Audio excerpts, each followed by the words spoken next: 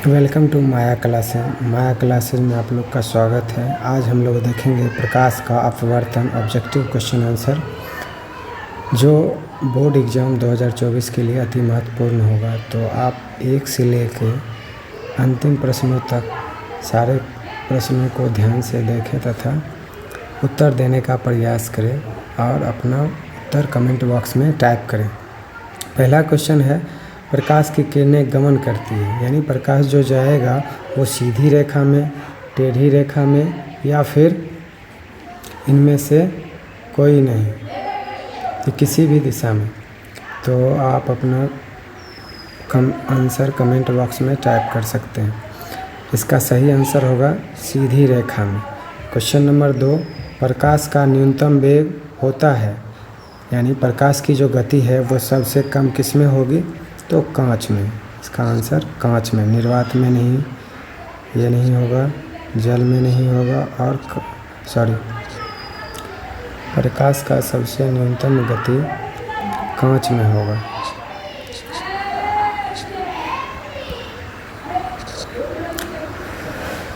तीसरा प्रश्न, मोटर गाड़ी के चालक के सामने लगा रहता है। तीसरा नंबर प्रश्न, मोटर गाड़ी के चालक के सामने लगा रहता है, कौन सा दर्पण रहता है, यानी जो ड्राइवर चला रहा था गाड़ी उसके सामने एक मिरर लगा होता है, उस मिरर को क्या कहते हैं, वो कौन सा मिरर होता है। तो इसका आंसर हो जाएगा बी, उत्तल दर्पण, यानी ड्राइवर के सामने जो दर्पण लगा होता है उसे उत्तल दर्पण कहते हैं। क्वेश्चन नंबर 4, मोटर कार के हेडलाइट में किसका प्रयोग किया जाता है। क्वेश्चन नंबर 4 का आंसर बताइए, आप लोग कमेंट कीजिए। मोटर कार के हेडलाइट में किसका प्रयोग किया जाता है, तो ये मोटर कार के हेडलाइट में जो है अवतल दर्पण का प्रयोग किया जाता है। क्वेश्चन नंबर 5, समतल दर्पण द्वारा प्रतिबिंब होता है, वास्तविक, काल्पनिक तथा इनमें से कोई नहीं। समतल दर्पण जो प्रतिबिंब बनाएगा वो कैसा होगा, तो यह हमेशा काल्पनिक बनाएगा। समतल द्वारा बनाया गया प्रतिबिंब कैसा होगा, हमेशा काल्पनिक होगा। लेंस की क्षमता का एसआई मात्रक, ल्यूमेन, डायप्टर, ल्यूमेन, लक्स या एंगस्ट्रम। छठा प्रश्न का उत्तर आप लोग दीजिए। लेंस की क्षमता का एसआई मात्रक, तो इसका मात्रक डायप्टर होता है। क्वेश्चन नंबर 6 का आंसर ए।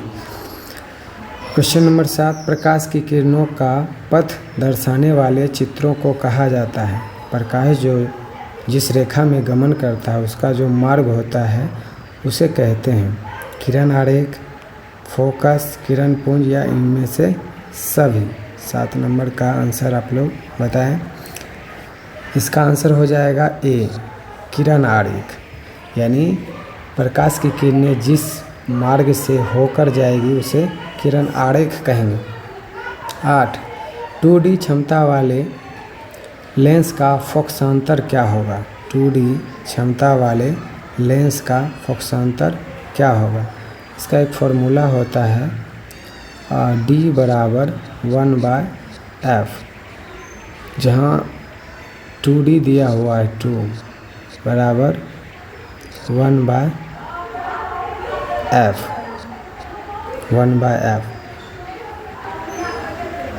इसका फोकसांतर आपको निकालना है।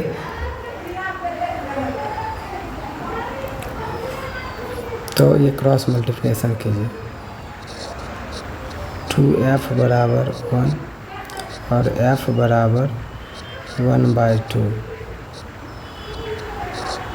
0.5 और इसको मीटर में बदल लेंगे। 0.5 × 100, 50 सेंटीमीटर, 50 सेंटीमीटर सेंटीमीटर में, ये मीटर में आया है, ये मीटर में आया है और इसको सेंटीमीटर में बदल आंसर। ये फॉर्मूला है, इसे याद रखें, आगे के प्रश्नों में इसका उपयोग हो सकता है। जैसे नेक्स्ट क्वेश्चन 9 नंबर, किसी उत्तल लेंस का फोकसांतर अभी जस्ट है, अगर 2D है तो जस्ट फोकसांतर 50 है तो उसकी क्षमता क्या हो जाएगी, तो +2D हो जाएगी। जस्ट अपोजिट क्वेश्चन है।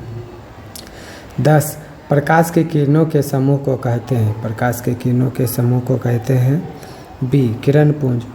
इसका आंसर क्या हो जाएगा? बी किरण पुंज। 11 उत्तल लेंस की क्षमता होती है, उत्तल लेंस की क्षमता क्या होगी? धनात्मक होगी कि ऋणात्मक होगी कि ए बी दोनों होगी या इनमें से कोई नहीं? 11 नंबर क्वेश्चन का आंसर आप लोग बताएं। उत्तल लेंस की क्षमता होती है बी, उत्तल लेंस की क्षमता होती है धनात्मक। अवतल लेंस की क्षमता ये तो ऋणात्मक होगा।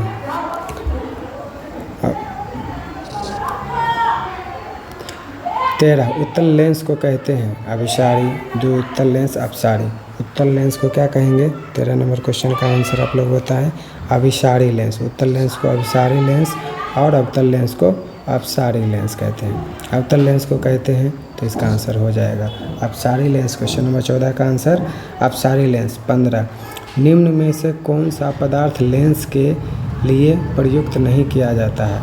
कौन सा पदार्थ का उपयोग लेंस बनाने में नहीं किया जाता है? 15 नंबर क्वेश्चन का आंसर आप लोग बताएं। प्लास्टिक का, मिट्टी का, कांच का या फिर जल का? तो इसका आंसर हो जाएगा डी, मिट्टी का उपयोग हम नहीं कर सकते हैं लेंस बनाने में। जल का उपयोग होगा, कांच का होगा, प्लास्टिक का होगा। क्वेश्चन नंबर 16 किस दर्पण से हमेशा वस्तु से छोटा प्रतिबिंब प्राप्त होगा? तो किस दर्पण से होगा? क्वेश्चन नंबर 16 ये आपको उत्तल दर्पण से होगा। ये उत्तल दर्पण हर हमेशा वस्तु से छोटा प्रतिबिंब बनाएगा। 18 नंबर प्रश्न प्रकाश के परावर्तन के कितने नियम हैं? प्रकाश के परावर्तन के 1 नियम है, 2 है, 3 है या फिर 4? तो प्रकाश के परावर्तन के 2 नियम है, ऑप्शन नंबर बी। 19 जब प्रकाश की किरणें हवा से कांच में प्रवेश करती है तो मुड़ जाती है, अभिलंब से दूर, अभिलंब के निकट या फिर अभिलंब के समानांतर या इनमें से कोई नहीं? लोग अपना आंसर कमेंट बॉक्स में टाइप करें। अभिलंब के निकट, ये कहाँ आ जाएगा? अभिलंब के निकट।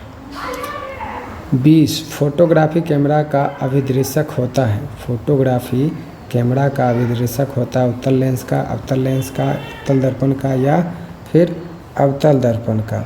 तो इसका आंसर हो जाएगा ए, उत्तल लेंस का। क्वेश्चन नंबर 21 साइड मिरर के रूप में प्रयुक्त होता है, साइड मिरर के रूप में किसका प्रयोग करते हैं? अवतल दर्पण का या उत्तल दर्पण का या उत्तल लेंस का या प्रिज्म का? तो साइड मिरर के रूप में उत्तल दर्पण का प्रयोग करते हैं। तो लेंस भी ले सकते हैं। एक अवतल दर्पण की फोकस दूरी 10 सेंटीमीटर है तो उसकी वक्र त्रिज्या क्या होगी? एक अवतल दर्पण की फोकस दूरी 10 सेंटीमीटर है तो उसकी वक्र त्रिज्या क्या होगी? ये आपको फार्मूला बेस्ड क्वेश्चन है और आपको ये फार्मूला आनी चाहिए।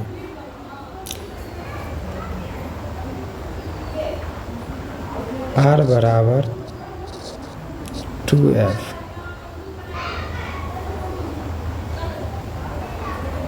फोकस दूरी 10 सेंटीमीटर दिया है तो त्रिज्या इसकी 22 नंबर क्वेश्चन, फोकस दूरी 10, इसकी वक्र त्रिज्या होगी, इसकी वक्र त्रिज्या R बराबर 2F। 1 मिनट रुक जाइएगा।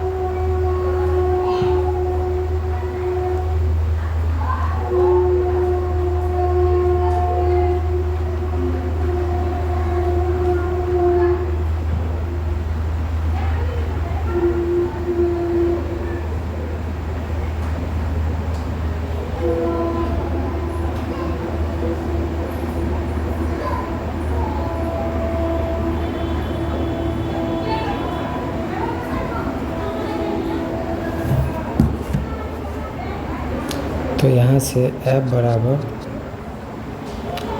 R/2 होता है। हमको दिया हुआ है फोकस, निकालना है वक्र त्रिज्या, तो R बराबर क्या हो जाएगा? 2F, यानी R × 2 × 10 20 सेंटीमीटर। यह आपका आंसर हो गया 20 सेंटीमीटर। क्वेश्चन नंबर 23 का आंसर आप लोग करें तब तक। कहता है निर्गत किरण एवं अभिलंब के बीच के कोण को कहते हैं। निर्गत बाहर जाने वाली किरण यानी निर्गत, ये आपतित या ये आई इंसिडेंट और ये रिफ्लेक्टिव। निर्गत तथा अभिलंब,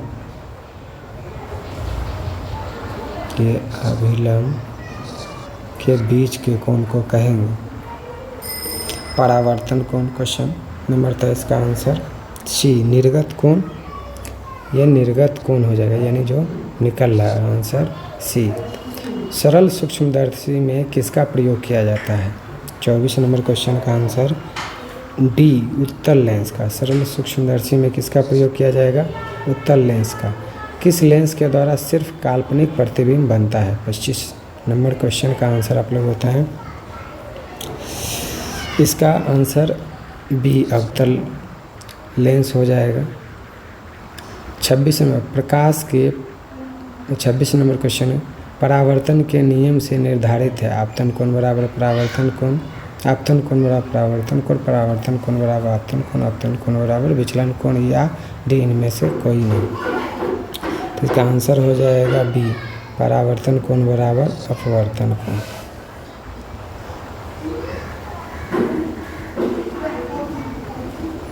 सत्ताईस नंबर क्वेश्चन काल्पनिक प्रतिबिंब होता है, काल्पनिक प्रतिबिंब होता है ए सीधा।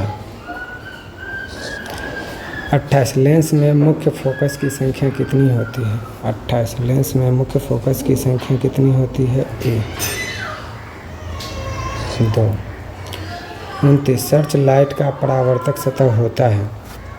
29 नंबर क्वेश्चन सर्च लाइट का परावर्तक सतह होता है तो बी अवतल। 30 दाढ़ी बनाने में कौन सा दर्पण का उपयोग किया जाता है? तो इसका आंसर हो जाएगा सी अवतल दर्पण। एक उत्तल लेंस की क्षमता 1 डायोप्टर है तो इसकी फोकस, उस लेंस की फोकस दूरी।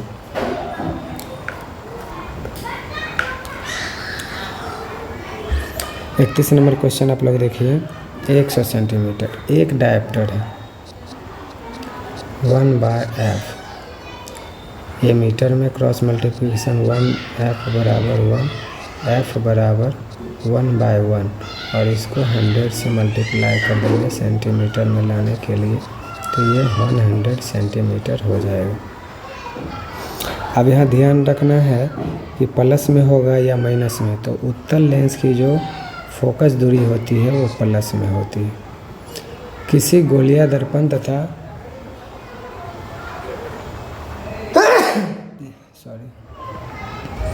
किसी गोलिया दर्पण तथा किसी पतले गोलिया लेंस दोनों की फोकस दूरियां -15 सेंटीमीटर है तो दर्पण तथा लेंस में संभवता है।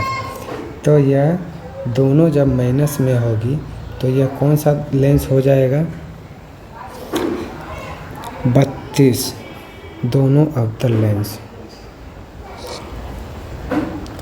33 प्रकाश के अपवर्तन के कितने नियम हैं? तो प्रकाश के अपवर्तन के 2 नियम हैं। किसी माध्यम के अपवर्तनांक का मान होता है sin i बटे sin r। आंसर 34 का। एक उत्तल लेंस होता है, एक उत्तल लेंस होता है किनारों की अपेक्षा बीच में मोटा होगा ये। आंसर सी।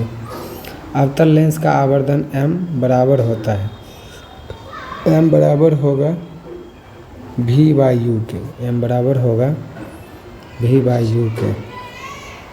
37 नंबर क्वेश्चन गोलिया दर्पण में फोकसांतर एवं वक्ता त्रिज्या के बीच संबंध होता है r बराबर 2f, f बराबर r, f बराबर 2/r या d r बराबर f/2।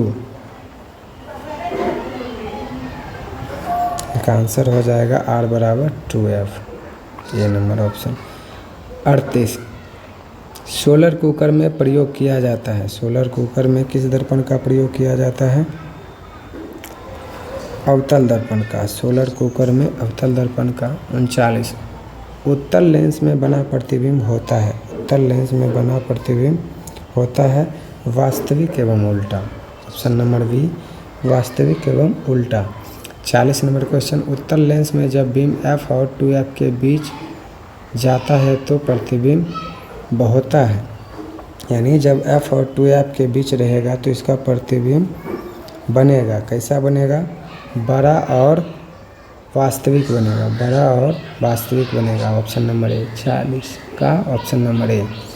41 दो वक्रीय पृष्ठों से घिरे ठोस माध्यम को कहते हैं। 41 नंबर क्वेश्चन, दो वक्रीय पृष्ठों से घिरे ठोस माध्यम को कहते हैं, तो इसका आंसर हो जाएगा सी गोलीय लेंस। 42 वह गोलीय दर्पण जो बाहर की तरफ वक्रित हो कहलाता है। वह गोलीय दर्पण जो बाहर की ओर वक्रित हो यानी रंगा हो, उसे क्या कहेंगे? उत्तल दर्पण कहेंगे। उसे क्या कहेंगे? उत्तल दर्पण कहेंगे। 43 गोलीय दर्पण के परावर्तक पृष्ठ के केंद्र को दर्पण का कहा जाता है। गोलीय दर्पण के परावर्तक पृष्ठ के केंद्र को कहा जाता है, तो इसे ध्रुव कहा जाता है। Option number B. किसी लेंस द्वारा उत्पन्न आवर्धन का एसआई मात्रक क्या होता है? किसी लेंस द्वारा उत्पन्न आवर्धन का एसआई मात्रक होगा, यानी मीटर में होगा, सेंटीमीटर में या एमएम में या मात्रक विहीन। 44 का आंसर हो जाएगा आपको मात्रक विहीन, इसका कोई मात्रक नहीं होता। आप एक से लेकर जो है पूरे प्रश्नों को देखें, ये आपके एग्ज़ाम के लिए बहुत ही महत्वपूर्ण हो सकता है, क्योंकि विज्ञान में 30 नंबर का या जो भी ऑब्जेक्टिव आएगा है। लेंस के केंद्रीय बिंदु को कहते हैं, लेंस के केंद्रीय बिंदु को कहेंगे। 45 का आंसर आप लोग बताएं प्रकाश केंद्र। 46 किसी शब्दकोश में पाए गए छोटे अक्षर को पढ़ते समय आप निम्न में से कौन सा लेंस प्रयोग करेंगे? छोटे अक्षर को पढ़ने के लिए आप किस लेंस का प्रयोग करिएगा? तो 5 सेंटीमीटर फोकस दूरी वाला उत्तल लेंस, 5 सेंटीमीटर फोकस दूरी वाला उत्तल लेंस का प्रयोग करें। इनमें से कौन दर्पण सूत्र है? 1/u में प्लस, इनमें से कौन दर्पण सूत्र है? तो 1/v प्लस 1/u बराबर 1/f, ये आपका दर्पण सूत्र है। गोलीय दर्पण का वक्ता केंद्र को किस अक्ष से निरूपित किया जाता है, यानी उसको किस नाम से? सी, पी, ओ या एफ? 48 नंबर क्वेश्चन का आंसर सी से डिनोट करते हैं। इसको किससे डिनोट करते हैं? सी से, यानी ऑप्शन नंबर ए। निर्वात में प्रकाश की चाल, निर्वात में प्रकाश की चाल हो जाएगा 3 × 10⁸ 8, 3 × 10⁸ मीटर पर सेकेंड। दंत विशेषज्ञ के दांतों का बड़ा प्रतिबिंब देखने के लिए किस दर्पण का प्रयोग करते हैं? तो दंत चिकित्सक किस दर्पण का प्रयोग करते हैं आप लोग जानते हैं, तो बताएं। अवतल दर्पण, ऑप्शन नंबर ए। पतले लेंस की आवर्धन क्षमता होती है, पतले लेंस की आवर्धन क्षमता होगी या कम होगी? Option number A. 52 मोटे लेंस की आवर्धन क्षमता होगी, तो इसका अधिक होगा, ऑप्शन नंबर बी। अवतल दर्पण के ध्रुव एवं मुख्य फोकस के बीच रखे बिंब का प्रतिबिंब प्रकृति। 53 का आंसर आप लोग कमेंट करें। बी आभासी एवं सीधा। 54 उत्तल लेंस का प्रकाशिक केंद्र एवं मुख्य फोकस के बीच रखे बिंब का प्रतिबिंब की प्रकृति होती है। 54 का आंसर आप लोग कमेंट करें, तो इसका आंसर हो जाएगा 54 का आभासी एवं सीधा, ऑप्शन नंबर बी। 55 अवतल दर्पण के मुख्य फोकस पर रखे बिंब का प्रतिबिंब की स्थिति होती है। अवतल दर्पण के मुख्य फोकस पर रखे बिंब का प्रतिबिंब की स्थिति होती है। इसका आंसर आप लोग बताएं। सी, इसका आंसर क्या हो जाएगा? सी अनंत पर। 56 उत्तल लेंस की फोकस पर रखे प्रतिबिंब की स्थिति होती है।